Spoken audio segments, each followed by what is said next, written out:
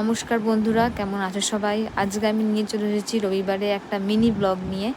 আমি একটু বেরিয়ে পড়েছি দমদম থেকে শিয়ালদার উদ্দেশ্যে টিকিট কেটে, তাই ট্রেন চলে এসেছে বলে বনগাঁ লোকাল উঠেও পড়েছি। ভিড় থাকে এই সময় ট্রেন। শিয়ালদা পৌঁছে আমি এখন যাচ্ছি যে স্যালনটাতে, সেই স্যালনটার নাম হচ্ছে স্টেপ আপ ফ্যামিলি স্যালন। তো আমি এখানে গেছিলাম নিজের চুলের হেয়ার স্মুথনিং করব বলে, বাট ওরা বোঝালো আমাকে অনেক কিছু, আমার লং হেয়ার অনেক ব্রেকেজ হয়ে গেছে। তো আমি স্মুথনিং করাইনি, আমি একটা ট্রিটমেন্ট নিয়েছি।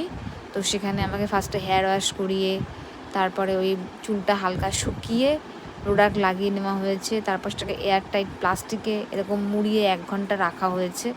খুব চিরবির করছিল মাথার তালুটা, বললো প্রোডাক্ট লাগানো আছে বলে এরকম হচ্ছে।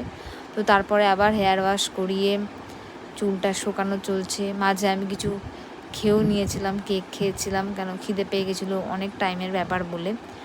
তারপর ওরা আবার চুল ওয়াশ করিয়ে স্ট্রেট করলো, তারপর সেটাকে শুকানো হলো। অনেক প্রসেসের মধ্যে দিয়ে গেছে। তো তোমরা জানিও আমার চুলটা কেমন লাগছে।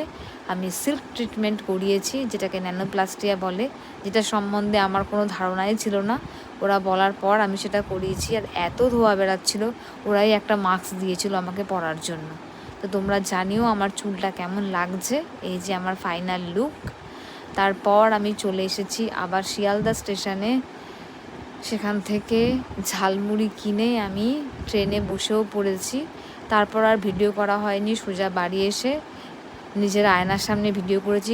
প্রচুর বৃষ্টি পড়ছিল, নিজের চুলটাকে বাঁচাতে হয়েছে আমাকে। তো তোমরা জানিও কেমন লাগলো। সবাই ভালো থেকো, সুস্থ থেকো। Thank you.